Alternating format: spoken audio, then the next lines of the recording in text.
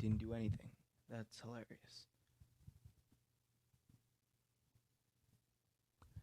Yep. Oh, there we go. We're finally live. There we go. There's the audio. I turned it on. And that's how you put on a pay-per-view. Welcome, everyone, to the review show where Keeping It Real goes right. Welcome back to this live post-show for AEW Double or Nothing 2023, live from my hotel room in Las Vegas. What a night of pro wrestling. I feel like I say this every single pay-per-view I do, or every single AEW pay-per-view for sure. This was, I think, my favorite in-person experience as a wrestling fan of a pay-per-view, because this night had it all. It had stellar championship matches, stellar return, a big swerve from what we were all expecting, and the night ended with one of the craziest, if not the craziest match I have ever seen in my entire life, my 20 plus years as a fan of professional wrestling. Guys, I'm Omar Q.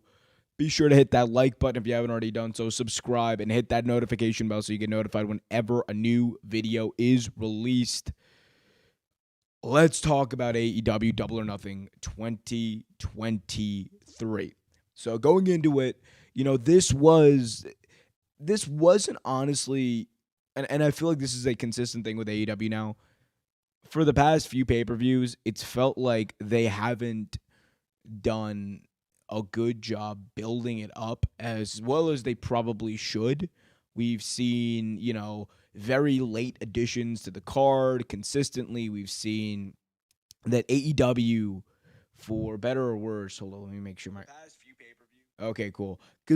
I'm sorry, I had to check my audio there because this morning I recorded an entire video and I sound like a chipmunk. So I wanted to make sure that didn't happen here and I wasn't just, spewing all this stuff in absolute, I'm Alvin from Alvin and the Chipmunks. Anyway, but yeah, so the build for AEW Double or Nothing this year wasn't the best. However, one thing that's for sure, no matter how crap or bad the build to these AEW shows are, they nearly always deliver. I mean, like, even the worst AEW pay-per-view, like that, like I think it was that was probably Revolution 2021. Still a damn good pay-per-view. So I mean, look, again, the show entertained me as a paying fan. If you asked me whether or not it was worth the price of admission, I will tell you it was, and then some. And that's the gauge. If you paid for the product and you felt satisfied or you felt like you got your money's worth, that's it. That's what this business is about. It's about money and moments. And if the fans get the moments they want, it's going to be worth the money, and the company's going to make more money because those fans are going to return. That's how this works. So, first of all, I want to welcome everyone in the chat. Guys, if you want to guarantee, whoa, that is some big text right there. If you're going to guarantee your question or statement gets read out on the air, do me a favor. Be sure to leave a super chat. Super chats are a great way to engage with the show and guarantee your question or statement gets read out on the air.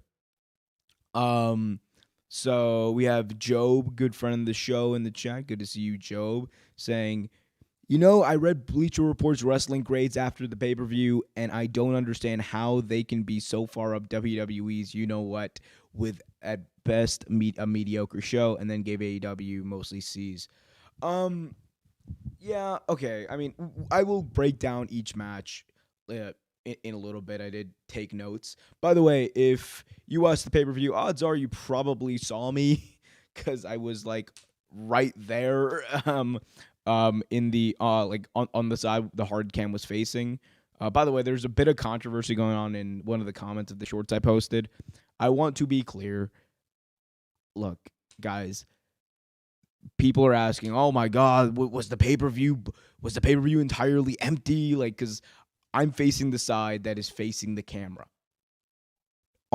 This is a very normal thing that both WWE and AEW do.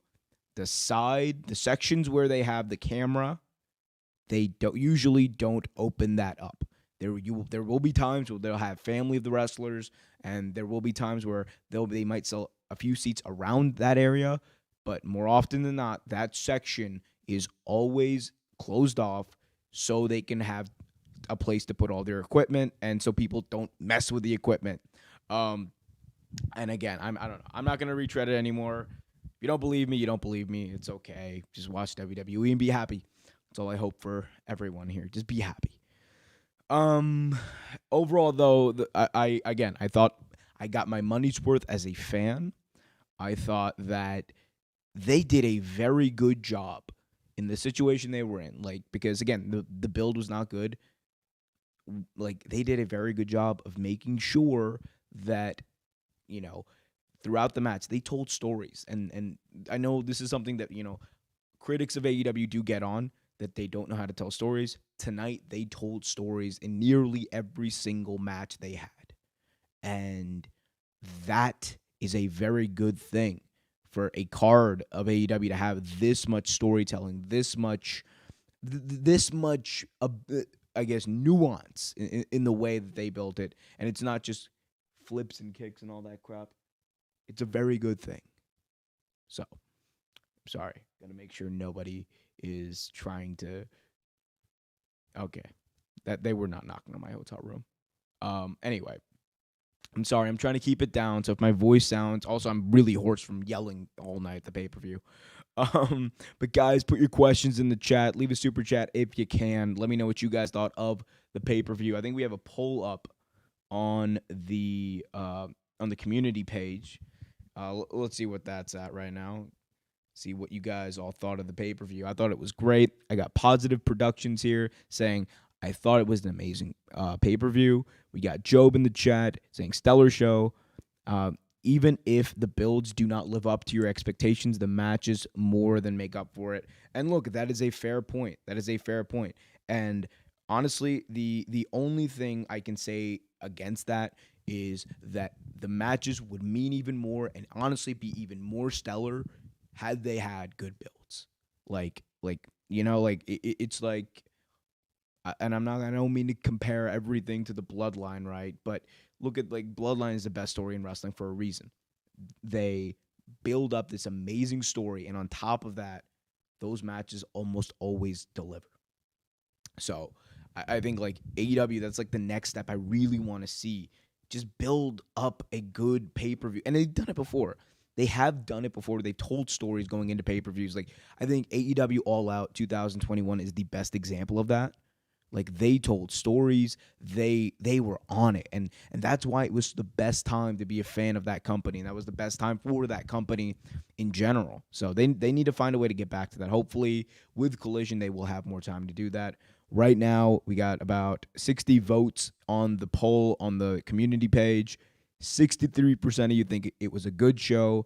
9% think bad. 29% think meh. So right now, a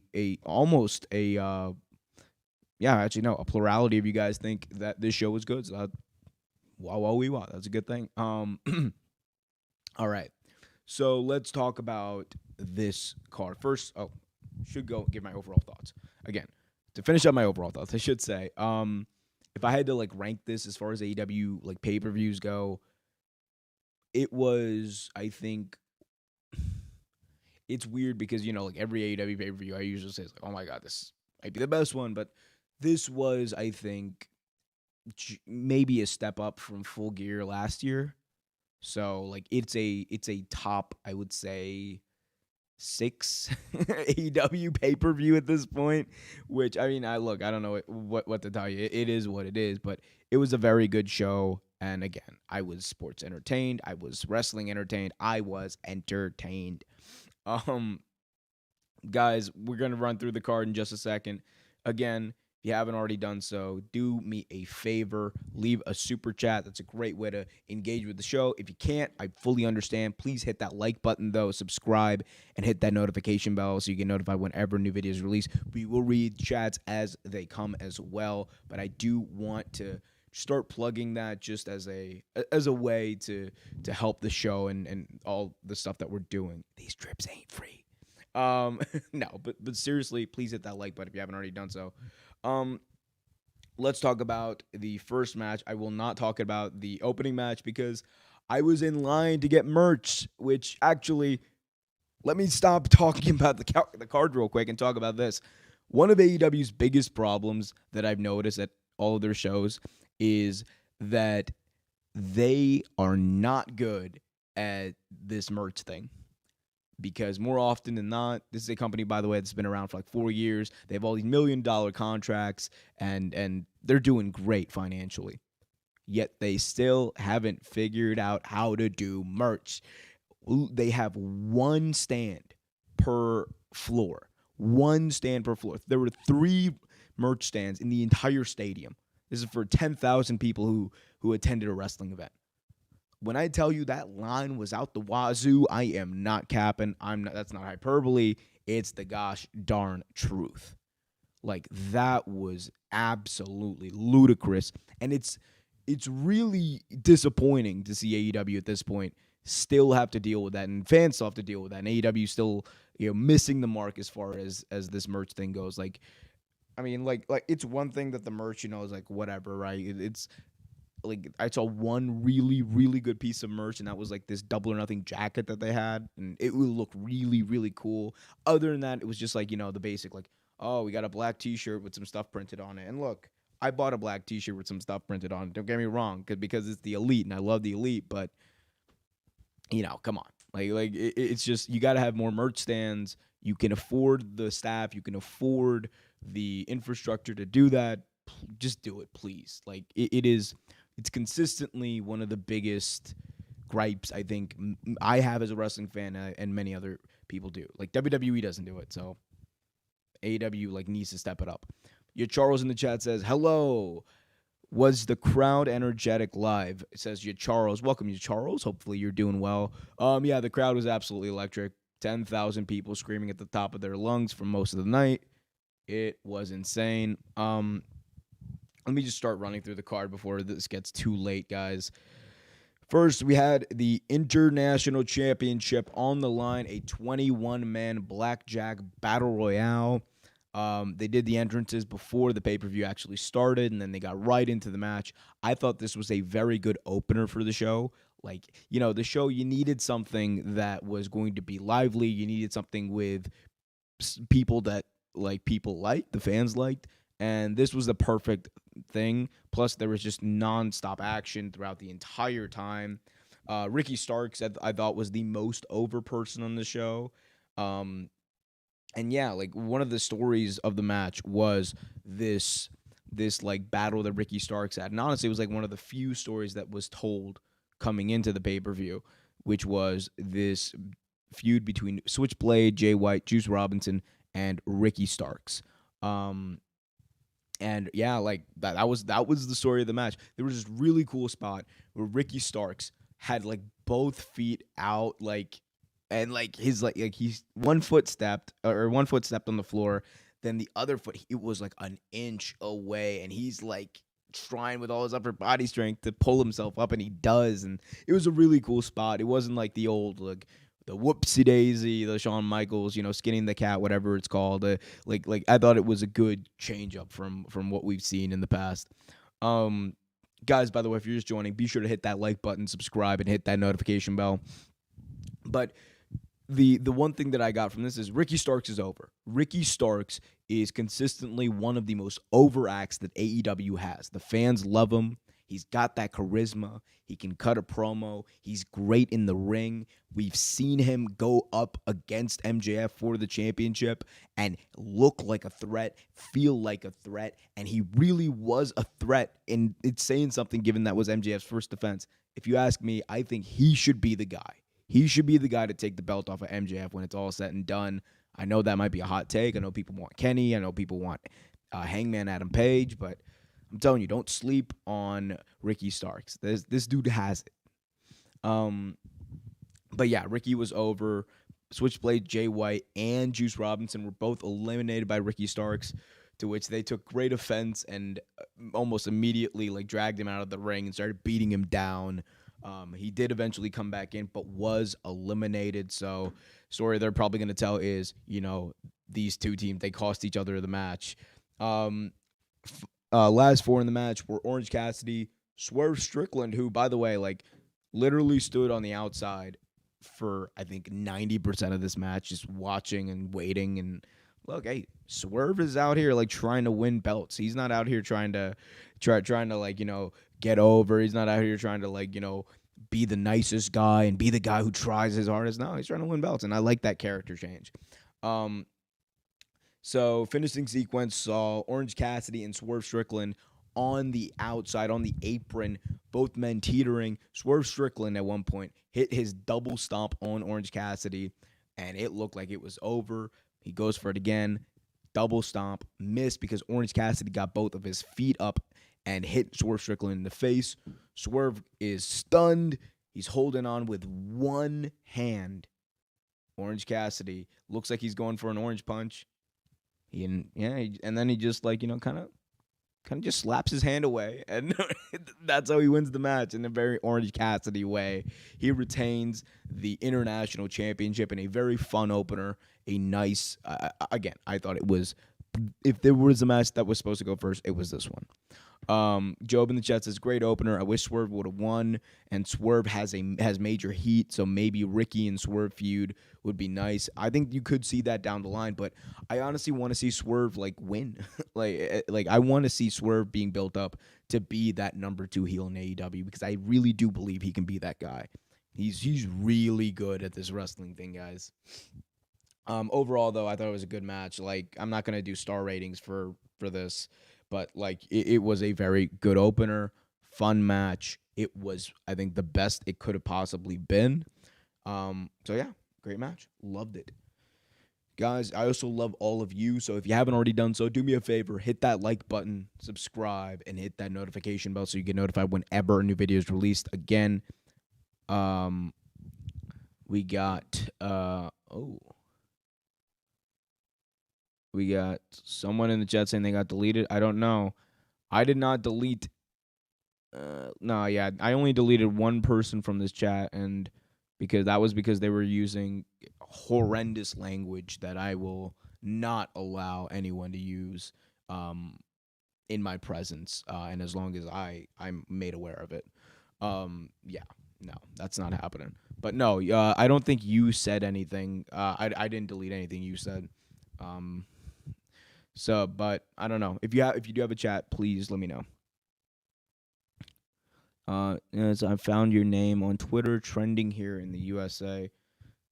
Is it really? We got I don't think I'm trending, but I appreciate that.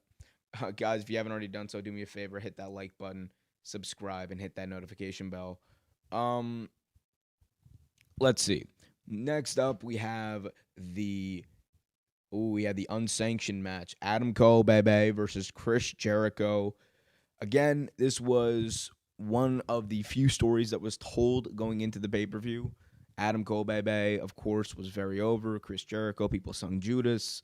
I'm kind of over singing Judas at this point. But hey, I'm all in for people having as much fun as they want at a wrestling show. Jericho comes out with the entire Jericho Appreciation Society aside from Sammy Guevara, and they look like they're ready. Of course, Adam Cole Bebe comes out with Roddy Strong and Sabu, who, look, I wasn't expecting much. I was not expecting much. But, buddy, Sabu, this dude comes down to the ring full speed for him right now, takes a chair, wallops, I think, Jake Hager with it, and then like just proceeds to do some insane stuff. Him and Chris Jericho have like a chair fight, like one of those like chair fights where they're both hitting each other with the chairs. Sabu knocks the chair out of Jericho's hand, and then at one point, Sabu, like 50 whatever year old Sabu, can barely move, like goes up to the top rope while someone is prone on a table on the outside and puts himself through a table, which took him and whoever that was outside of the match. I didn't get to see exactly who that was, but my God, it was nuts. It was nuts. I was not expecting Sabu to get as involved in that as he did. So I guess, like, hey, it did a thing. It was crazy to see. That being said, Adam Cole and Chris Jericho were the only ones left by the time the brawling had already like subsided. It was them, and it turned into the unsanctioned match that people wanted to see. Adam Cole finally getting his revenge on Chris Jericho. Um, there was this one spot where Dr. Britt Baker, DMD, actually disarmed Chris Jericho when he was about to hit Adam Cole Bebe with a um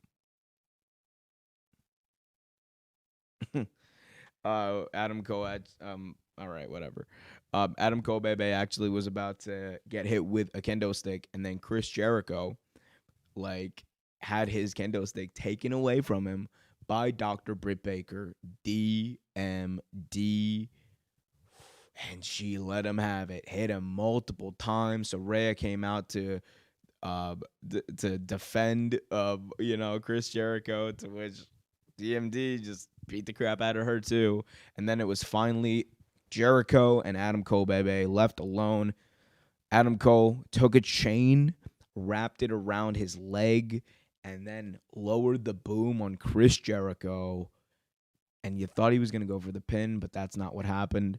He then just started punching Jericho. He mounted him and started punching him until he could no longer defend himself, at which point Aubrey Edwards called for the bell.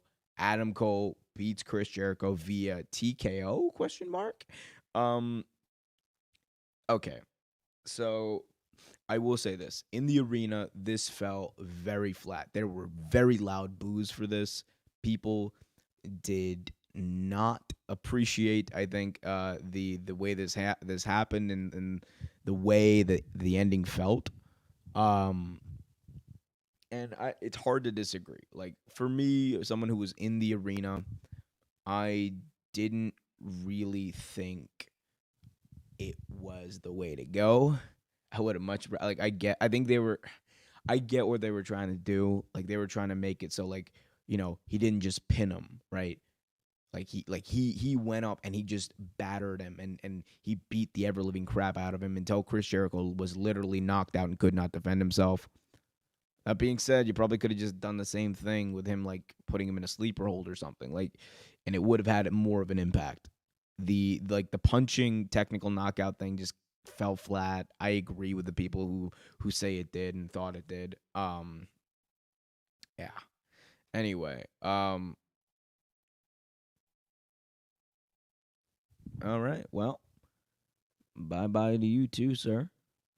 Uh yeah, it is past his bedtime. I just put him in bed. Um Whatever, man. It's fine. Moving on, we have the tag team title match. We had the tag team champions FTR defending their belts against Jeff Jarrett and Jay Lethal, with Mark Briscoe as the special guest referee. So Mark Briscoe, again, who has been involved because he's, Jay Lethal's friend, and he's also friends with FTR. He took a pile driver because, look, from as a meme, right? As a meme, I think it's the funniest thing in the world that Dax Harwood's instinct, like when he's blinded and he needs to attack someone, is to do a pile driver of all things. That being said, it's not really the most believable thing, but whatever. It's pro wrestling. I don't know. I didn't really like the build to this, but when it got time to do the match, they definitely did the match, and the crowd was way more into it than I thought they'd be. Like, of course, they were really, really rooting for FTR. And it got to the point where, there were like multiple FTR chants. At one point, there was an FU, except people didn't say F. They said the word. There was an FU Karen chant. To Karen Jarrett, of course, who was at ringside. Yeah, like, people did not appreciate her. One of the biggest plot points of the match is, what was Mark Briscoe going to do? Like, whose side is he on? All that stuff. I thought he was actually pretty comical because the first pinfall attempt, like Jarrett goes for the pin, and he literally just like missed it. He was just watching. He's like, oh, whoops, and it's funny because I'm like, that's something Mark Briscoe's character would do. Just like instinctually forget that he's the referee and the most crucial person in this match. Um, so I thought that was all in good fun. At one point, Jeff Jarrett got absolutely sick and tired of Mark Briscoe shenanigans, slapped him. Then he proceeded to like hit him with a guitar on accident, which then, this was hilarious. FTR hit their finishing move, right? And then Aubrey Edwards, as Mark Briscoe is down, right? Aubrey Edwards comes down. She's stopped by Sanjay Dutt, who does not want his teammate to get pinned. And Aubrey Edwards, while she's arguing with Sanjay Dutt, didn't realize that Karen Jarrett had another guitar, and Aubrey Edwards ate a guitar shot to the face on this pay-per-view. Not something that I thought would happen. However, I am definitely sports entertained. I am definitely wrestling entertained, whatever you want to call it. I was entertained. That was wild to witness. And good on Aubrey for taking that as well. Eventually Mark Briscoe does come to. He eats a slap from Jeff Jarrett, to which Mark Briscoe said, oh, okay, I'm done. I am definitely not on your side, which allowed FTR to pick up the win. They successfully defended, I should say, their AEW World Tag Team Championships in a fun match. Had some good moments, had some like iconic moments, like that shot of Aubrey getting hit with the guitar that's going to be a gif, a meme. It's going to be everything for a while now. So like definitely like good on her for taking that. I definitely wouldn't. Agree, Joe. It was a great moment. We got Job also saying in the chat, this match was the greatest surprise with Karen hitting Aubrey. Yeah, I thought it was too. But yeah, another successful title defense for FTR and another really fun match. Like, that's the one thing. Like, I thought most every match on this card was really fun. Speaking of fun, let's talk about the TNT title. Of all the matches, right? I think this had of all the, I guess, title matches, I should say. To me, this had the worst build. Even worse, right? Even worse than the trios match, which had no build and was just, oh, there's going to be an open challenge. That build was better than the build for this match. They haven't done a good job, I think, of rebuilding Wardlow. And look, some of it's out of their control, right? Because unfortunately, after what happened at Double or Nothing last year, or around Double or Nothing last year with MJF, Wardlow's cooled off, and he never has been able to get back to the momentum he had coming into that year's Double or Nothing. Like that MJF airplane story, all that stuff, it really did take away. That being said, I think Wardlow did a very good job of starting to get the crowd back on his side tonight. Mostly because he did a swanton bomb off the tallest ladder they had on the ringside through a table on the floor. My God, when I tell you, like I have the video of it, and like I think I posted it as a short on my shorts page, so go check that out if you haven't already. But by God, people, that was epic to say the least. That was absolutely epic. I did not expect that from Wardlow. I didn't think I'd see that from Wardlow. I didn't even know I wanted to see that from Wardlow. Yet that's what Wardlow showed me, and God bless him for that. But yeah, Luchasaurus took that swanton bomb through a table like a champ.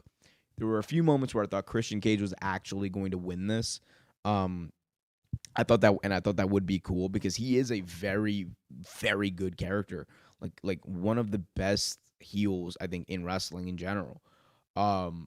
but it wasn't meant to be. Arn Anderson also did interfere in this match. He got blood too, which I was like, Arn Anderson, it's 2023. Get your old ass out of the ring, please. Don't get hurt, sir. But of course, I am not going to tell Arn Anderson what to do. He doesn't need me to do that. He is Arn freaking Anderson for a reason. One spot from this match that I do want to talk about was there was a spot where Wardlow is going to jump from the ring. He's going to jump from the turnbuckle, I should say, onto the ladder that Christian Cage is climbing. He does that, and the entire ladder just buckles and breaks. And it didn't look like a planned spot. Wardlow was holding his, I believe, his left, yes, I think it was his left ankle. And at that point, I was like, is he injured? And I was like, oh, I don't know, man. Hopefully he's okay. And, like, obviously, he did the Swanton bomb off the top of the ladder. So, I mean, look, he turned out to be fine. But, yeah, I enjoyed this match way more than I thought I would. Epic, epic, epic. Loved it. Again, if this is the new Wardlow, if this is what we're going to be getting from now on, I think he 100% can be rehabilitated back to where he was last year. You just got to keep on making him do awesome stuff. If he keeps on doing awesome stuff, that people are going to be even more behind him. We got Job saying the fake thumbs up thing was kind of hokey. Yeah, I mean, look, it's hokey wrestling. We got Juggernaut 097 in the chat, guys. Go subscribe to his channel. He's doing some great stuff there. Sup, my guy. I had him on actually on my prediction episode. And he and I kind of broke down the show. So go check that out. That we also talked about some other stuff on there as well. Love his stuff. Yeah, no, this was a very enjoyable match. I know Job is giving it 5 stars in the chat, and you know what? I don't blame you. And you know what? I give you guys 5 stars if you guys hit that like button, subscribe, and hit that notification bell so you get notified whenever a new video is released. We got so much content, guys. So much content, so little time. So please, please, please hit that like button. It really helps out what we're doing here and the community we're trying to build, because when you hit that like button, more people see the stream, more people engage, and we get to talk to more people and reach more people. That's what I'm trying to do. And one thing I will say, if anything that I commented in one of those shorts, or like if anything I've like said throughout the night, right, has like upset you, or if like like maybe misconstrued a comment of mine. I'm speaking mainly about the people I was talking to about the AEW attendance thing, which people were saying that oh my god, the entire arena is empty, and I was like, no, it's not. If I did offend you in any way, I do apologize. One thing I try to do, and one thing I make sure I do, is not to like engage with like toxic stuff, and not to engage in a toxic way, because because that's not the vibe of the community I'm trying to build, but also I don't have the time to worry or care about that kind of stuff. So again, if I did, I apologize. I don't really care enough to debate anything when it comes to like petty stuff in wrestling. It is what it is. But if I did, and if you took something out of context, or if I may have said something that whatever, I apologize. Anyway, although I mean, all I really said was, "Hey, WWE does it too." Anyway, but should not engage with that kind of stuff. Job in the chat says you have the best stream show going. I appreciate you, Job. Job is a very, very, very devoted real taker. He's on a lot of almost every single live stream that I do. He's always in the comments of the videos. I really do appreciate you, Job. You are definitely a real taker. 444 life. Yeah. Anyway, good match. Let's keep this rolling, guys. Again, if you haven't already done so, please do me a favor. Hit that like button, subscribe, and hit that notification bell. Let's keep on rolling, baby. Like The Undertaker in 2003. talk about the women's world title match, the worst match on the show. This was not something that I was expecting to say about Toni Storm versus Jamie Hayter, but this was the worst match on the show. And look, this was not really a match. It was more so an angle. That's why it gets, I guess, a little bit of leeway. But my goodness, I was emphatically disappointed. Job, you're out here giving it 3 stars. I don't even give it 1 star. Like, and it's nothing to do with the performance. It has nothing to do with the ability of either of these amazing performers. They literally had a match at Full Gear a few months ago that killed it. I was so mad because I was so looking. I think this was like outside of Anarchy in the Arena. This was the match I was looking forward to the most. So maybe that's just me. Maybe I just worked myself here. But my God, guys, like the ability of both of these women, like even Jamie Hayter with the injury, I feel like she could have done more. Maybe she couldn't. Maybe that's what it was, and maybe this was just a way to get the belt off of her. And I know Sean Ross Sapp from Fightful had said that there were plans to freshen up and change up the women's division. Which, look, if Double or Nothing was any indication, that's damn right what they did. But man, this was the way they did it. I don't know. Of course, this is going to be one of those wait and see situations, I guess. But I don't know. I was just really looking forward to this match, and it ended up just being like a bit of a squash. Toni Storm won, which of course, great for Toni Storm. I'm glad that she gets like, another legitimized reign and actually won. And it doesn't have any asterisks next to it. That's cool. But man, ugh, I don't know. Again, maybe I'm just disappointed, but we'll see what happens. They might just be running this back, like so Toni Storm can be the champion, and so when Thunder Rosa returns, she's gonna be a face, and she can kind of like regain herself against Toni Storm, the person who ended up being the interim champion and taking that belt away from her. But yeah, I mean, like one of my other main takeaways is I just hope Jamie Hayter's okay because to me, I think Jamie Hayter is the best homegrown act that AEW has in the women's in their women's locker room. Like she is so over. She's been so over for so long, and I don't know when she got over. But then you just watch her wrestle and you're like, oh, that's why people like her. Like she's the best, and she goes like, and she doesn't have to cut a promo.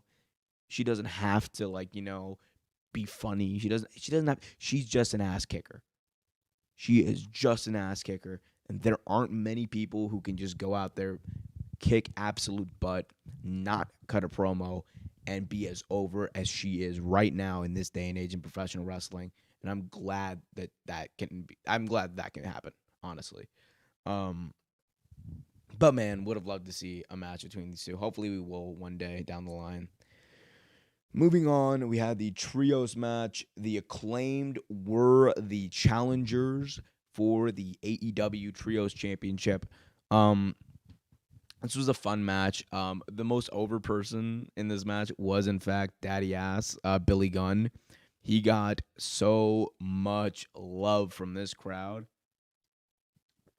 Um, we got Juggernaut talking about the Jamie Hayter slander here by Juggernaut. Says she's kind of been a bit underwhelming as of late, maybe because of her injury. I mean, if by late you mean the past 2 weeks, okay, maybe, but like I don't know, man. Like the past, like I've enjoyed her title reign, and I've enjoyed it more than I have, I think, most of the women's world champions. Like Hikaru Shida was my favorite because that was the longest one. It was the best one.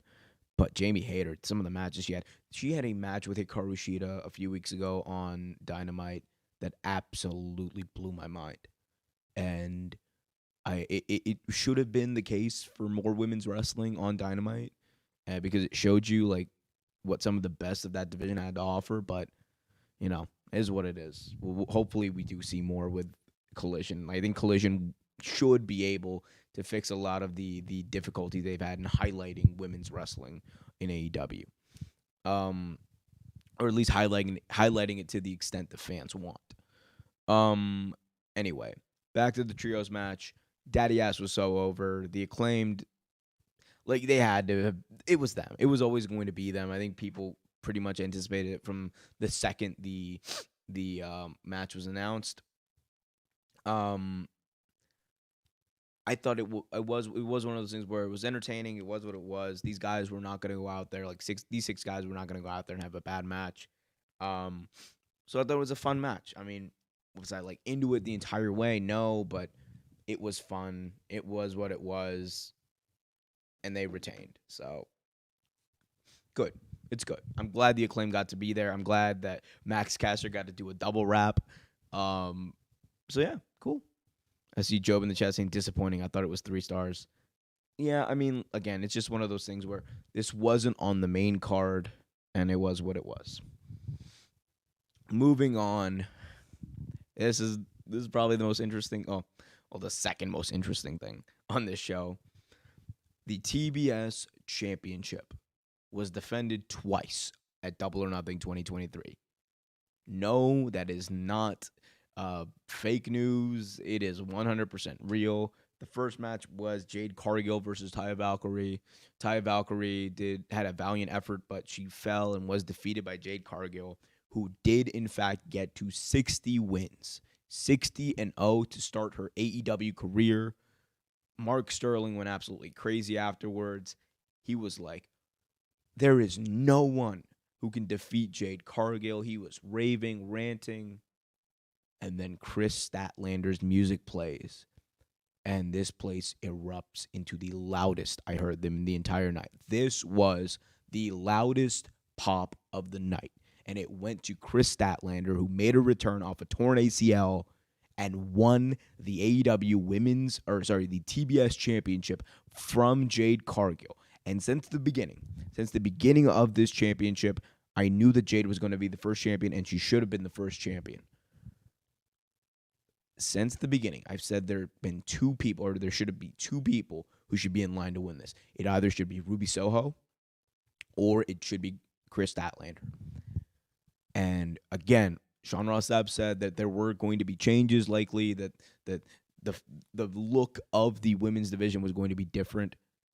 This was a change, a game-changing moment, because immediately you had Kris Statlander come out and come out to a reaction of one of the biggest stars on the show, and the love that she got was I think there was someone near me who was literally crying. Like, and that's the beautiful part of pro wrestling, right? You can make people have those reactions and like escape in such a beautiful way. Like, that's why, as weird as some people can be about it, there's just a lot of beauty in the sport or show, whatever you want to call it, that we watch, and that is professional wrestling. This was an awesome moment. I marked out. Odds are you probably saw me marking out if you watched the pay-per-view. But yeah, I love this. This was cool, awesome. Stat deserved it, and I'm so excited to see her like defend this belt. Like, it's gonna be so epic. Very happy for her. Yeah, wow. Again, guys, I really do want to hear from y'all. What do you guys think about this? Did you like it? Did you hate it? Let me know in the comment section or the chat. If you haven't already done so, do me a big time favor. Hit that like button, subscribe, and hit that notification bell so you get notified whenever a new video is released. If you want to guarantee your question or statement gets read on the air, be sure to leave a super chat. You got Juggernaut saying, I hope you come out with a vlog for Double or Nothing. I'm going to review the show tomorrow. A vlog, I don't know. So I have some content that I did capture. I don't really narrate it. I'll probably maybe do like a post narration thing if I do end up releasing some of this content, but we'll see. My phone also ran out of storage because I recorded the first 8 minutes of Anarchy in the Arena, just because I don't know. I was just like, what is happening? What is going on? Which I will talk about Anarchy in the Arena in just a little bit. We're almost there. But yeah, so I don't know. Maybe there will be some sort of vlog, or maybe I'll put it up on members. Oh, I don't have members only yet. I was waiting till 10,000 subscribers to start doing members only and restart the old Patreon, but we'll see. We'll see what happens. Unless you guys are down for that. If you guys want to do the Patreon thing, we can. But yeah, guys, if you haven't already done so, do me a favor. Hit that like button, subscribe, and hit that notification bell. Moving on, you had what many people thought was going to be the main event, which actually wasn't. It was the AEW World Championship on the line. MJF defending against Sammy Guevara, Darby Allin, and Jungle Boy Jack Perry. The four pillars of AEW collided in an epic match for the ages that I will never forget because it was bad ass. Like I can't like underemphasize, or I can't overemphasize, I should say, how cool this was to see. All four people who were there from the start of this company, over as hell, wrestling one of the best multi-man matches that AEW's had, with their top prize on the line. Like, it doesn't get much better than this. It was great. Like, they all came out, had these special entrances. Sammy Guevara literally, like, for me, it was like the coolest entrance because he got to do one of the coolest things you can do as a human being. He got to go out there on live pay-per-view and reveal that his wife, Ty Mello, is pregnant with their child. They are having a baby. And he got to do it in a way that, like he used to do those like cue cards, the Sammy cards, like he did it like that. That was a 10-star moment, like 80 stars. Amazing moment. So congratulations, Ty. Congratulations, Sammy. And it's weird enough, everyone was booing him when he first came out. The second he announced that he was like Ty was with child, like the crowd really turned and was like loving him. And then he also like killed it in the match. But yeah, that was really cool to see.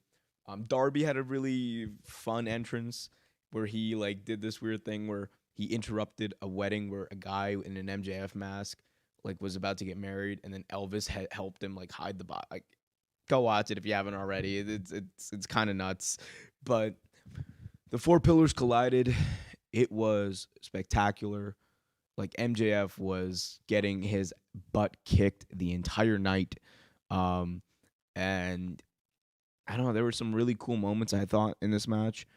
For me, one of the coolest ones was where MJF had brought the world title into the ring, and Jungle Boy Jack Perry had gotten it away from him, and he had a chance. Darby Allin was prone, world title in his hand. He had a chance to hit him. The entire crowd is cheering him on. Do it, kid. Do it. Finish your story. And he just couldn't do it. He threw the title on the ground, and then he got exactly what he deserved, and he got like a code red, I think, from Darby Allin. So, damn shame. I guess, I mean, the Jack Perry heel turn's gonna happen. It's just a matter of time. I just don't know, like, because I mean, eventually he will become Jack Perry, and he will get away from Jungle Boy. But man, I'm just saying, man, you could have done it tonight, and it could have been cool. But yeah, I mean, like, everyone hit their finishers, like Job said. Like, everyone was going crazy. Like, this is like one of those matches where from the beginning, everyone, like, if this was like SmackDown versus Raw, everyone had like the finishers like already loaded to begin the match, and they were just hitting them. There was this really cool spot where Darby had, I think, Jack Perry, or no, Darby had Jack Perry in Scorpion Deathlock, and then Sammy Guevara had MJF in the Walls of Jericho. Like a little nod to both of their mentors in AEW. and Jack Perry and MJF kind of like hold hands, stopping each other from tapping, and it's like this weird like circle thing of the four pillars. I thought it was cool. Um, Ending sequence of the match. Let's talk about it. Ending sequence of the match. We see Darby Allin basically have this match won, but then MJF like interferes. He's like, or Darby's about to hit a coffin drop on, I believe it was Jungle Boy, and MJF, as Darby Allin is setting up the coffin drop, puts the world title on top of Jungle Boy, so that when Darby Allin falls, he falls directly on the metal of the title, and he did. And then MJF hit Darby Allin with a headlock takedown. The audacity of this man to win again with a headlock takeover. Like, 1, 2, 3. He pinned Darby Allin. All right. Look, again, this was a great match. Fantastic. 4.5, 5, whatever. The audacity of this man, MJF. And look, this is the reaction you're supposed to have, because MJF was going to win. But like, I literally was just left saying, like, the audacity of this man to do this to Darby Allin twice. Like, come on, man. I don't know. Whatever. It was great. Loved it.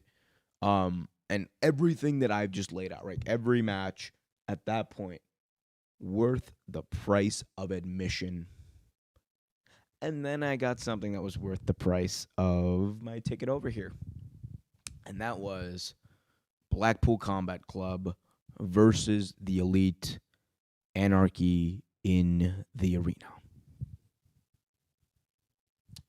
I wish I knew where to start with this, because honestly, guys, this was one of those things where I literally could not believe what I was watching when I was watching it. There's so much that happened in this match that I don't even think I saw, because I was just I was trying to focus on whatever I could. All I know is these 8 guys beat the ever living crap out of each other. Like, there was a spot where Kenny Omega dropped Moxley onto a poker chip that had barbed wire on it. There was a spot where Kenny Omega got stabbed in the eye with a fork. There was a spot where Nick Jackson got face planted into a pile of thumbtacks. Like, what? No, that's a shoot. That happened.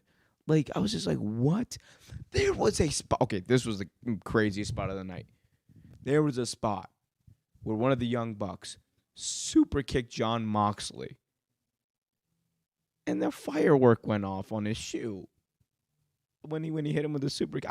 What? I literally could not believe this. There's no possible way I can talk about this match in full and give you a breakdown of it. And for that reason, 15 stars. This was my favorite ever match to watch live. Period. My favorite ever match to watch live. I loved it. Cool, awesome, amazing, historic, all of the above. Amazing. Nearly everyone bled. The ending sequence saw Don Callis come out, interfere with the match, and as Kenny Omega is about to stop him in his dirty tactics, a masked figure comes in and attacks Kenny. And it is none other than Konosuke Takeshita. By God. So Takeshita, not only did Takeshita cost Omega and the Elite this match, but he has now joined the Blackpool Combat Club, and looks like the Elite are going to need someone else to even the score. It's worth noting that after Double or Nothing went off the air, Kenny Omega made a speech in which he said that he knows another person or two that may be able to even up the score here. And that is, of course, alluding to at least one person I know who it might be alluding to. One of the people it might be alluding to, I should say, is, in fact, Kota Ibushi, one half of the Golden Lovers tag team of Kenny Omega and himself. Kenny said it. It wasn't on the live show, I know, but he said it after the show went off the air to close out the show or close out the crowd. Hey yo, this he said it, therefore it's probably happening. I think it's not a surprise to anyone if Kota Ibushi ends up in AEW. It's just a matter of the situation where he arrives and when he arrives. And Forbidden Door's right around the corner. He's historically been a New Japan name. I think he would likely come in as an AEW talent given his history with New Japan right now, but we'll see what happens. We got Job in the chat saying, contender for match of the year, huge 5 stars. Yeah, definitely a contender for match of the year. To say the least. Like, I really loved, so for me, like the matches of the year that I have, like, are like right now it's Kenny or no, not Kenny. It's, what is it? I have like 3 right now that come to mind. One is the main event of WrestleMania Night 1, which was Sami Zayn and Kevin Owens versus the Usos for the tag titles. The other one was Sami Zayn versus Roman Reigns for the title at Elimination Chamber. And the third one was Hangman Page versus Jon Moxley at Revolution Texas Death.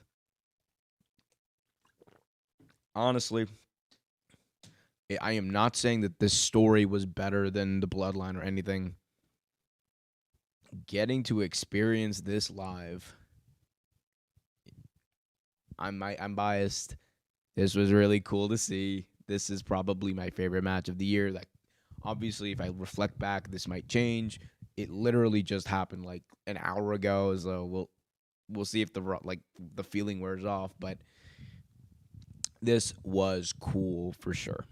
And yeah, that's it. I would say, like, if I had to rate this entire show and place it, I said top 6 AEW pay-per-view for sure. And take that how you will. I thought this was, again, a slight step up from Full Gear last year. I don't think it was as good as Revolution, but of course I thought Revolution was their second or third best show they've ever had. But yeah, no, this was a great show. I think the fans who were there live definitely got their money's worth, and I think the people who paid to watch this on pay-per-view for sure got their money's worth. Job in the chat saying shows like this are why I enjoy, or why I love AEW. Well, more than WWE. Look, dude, and here's the thing, right? There are fans of this channel who love AEW. There are fans of this channel who love WWE, and I love the fact that people love stuff. And like one of the things I try not to do is like bash one company or like, you know, praise one company at the expense of another, or do anything like that could be seen as tribal, because I try not to be, right. There are moments where I try to be critical of the business that these companies do. Both AEW and WWE have done that in the past. But I never say like, oh my God, like, you know, or whatever. I don't know. Anyway, but my whole thing about wrestling is watch what you watch the wrestling you love, and enjoy it.